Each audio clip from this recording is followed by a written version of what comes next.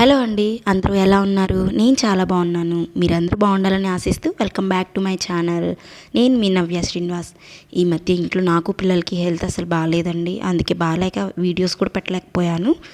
ఒకరి తర్వాత ఒకరికి జలుబు జ్వరం అని వస్తూనే ఉన్నాయి. పైగా వర్షాలు కూడా పడుతూ ఉన్నాయి.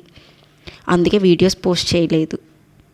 ఇక్కడైతే పోలిపాడ్యం దీపం పెట్టుకోవడానికి అన్నీ రెడీ చేసుకుంటున్నానండి. ఒక పీట వేసుకొని దానికి పసుపు రాసి ముగ్గు పెట్టి దానిపై తులసి కోట పెట్టుకొని దానికి కూడా పసుపు కుంకాలతో అలంకరించుకుంటున్నాను. తర్వాత ఒక ఇత్తడి పళ్ళెం పెట్టుకొని దానికి కొన్ని కుంకుమ బొట్లు పెట్టి అందులో వాటర్ పోసి పసుపు కుంకుమ పూలు వేసి అరటి దొప్పను కూడా తీసుకొని అరటి దొప్పకు కూడా బొట్లు పెట్టుకొని అందులో ఒక దాంట్లో 31 ఒత్తులు, ఇంకో అరటి దొప్పలో 33 ఒత్తులు వేసి దాన్ని వాటర్లో వదిలివేశాను. హారతినిచ్చి ప్రసాదం పెట్టి ఇంట్లో ఉన్నవే ప్రసాదంగా పెట్టాను. ఇంకా లాస్ట్లో ధూపం కూడా వేసుకున్నాను. ఇక పోలి కథను ఒక్కసారి చదువుకున్నాను. ఆ రోజు పూజ అయిన తర్వాత ఒక ఊరిలో ఒక చాకలి స్త్రీ ఉండేది. ఆమెకు 4 కొడుకులు 4 కోడళ్ళు.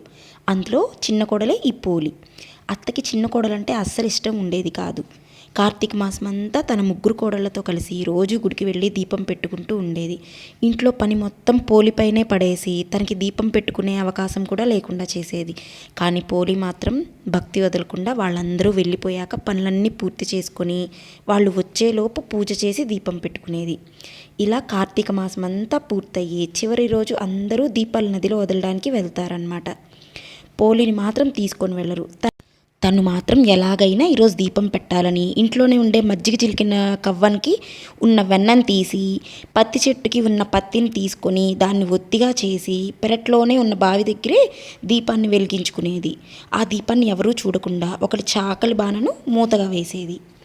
ఆ దీపం విష్ణుమూర్తి చూసి తన భక్తికి మెచ్చి పుష్పక విమానంలో తనని సశరీరంగా అంటే బతికుండగానే స్వర్గానికి తీసుకొని వెళ్తాడు. అలా పోలిని తీసుకొని వెళ్ళడాన్ని ఆ ఊరి జనమంతా చూస్తూ పోలి స్వర్గానికి వెళ్తుంది అని చెప్పుకుంటూ ఉంటారు. అది విన్న పోలి అత్తగారు చూసి పోలి స్వర్గానికి వెళ్ళడం ఏంటి, ఈ కార్తీక మాసం అంతా మనం ప్రతిరోజు గుడికి వెళ్ళి దీపం వెలిగించాము, కానీ పోలి స్వర్గానికి వెళ్తుంది, మేము కూడా ఎలాగైనా స్వర్గానికి వెళ్ళాలి అని వెళ్తున్న ఆ పుష్పక విమానాన్ని పట్టుకుంటారు. అత్త కాళ్ళని కోడలు, ఆ కోడల కాళ్ళని మిగతా కోడళ్ళు పట్టుకొని వేలాడుతూ ఉంటారు. అది చూసిన విష్ణుమూర్తి తన సుదర్శన చక్రంతో అత్తగారి చెయ్యిని కట్ చేసేస్తాడు. అప్పుడు అందరూ కింద పడిపోతారు. అప్పుడు విష్ణుమూర్తి, నువ్వు నీ 3 కోడళ్లతోనే కలిసి భక్తి శ్రద్ధ లేకుండా రోజు పోలిని తిట్టుకుంటూ తనని చిత్రహింసలు పెడుతూ దీపం వెలిగించారు, కానీ పోలి మాత్రం తన భక్తి శ్రద్ధలతో మంచి మనస్సుతో నన్ను తలుచుకుంటూ దీపం వెలిగించింది, అందుకే తనకి స్వర్గప్రాప్తి కలిగింది, నువ్వు అడవి పాలు కావుగాక అని అత్తగారిని శపిస్తాడు.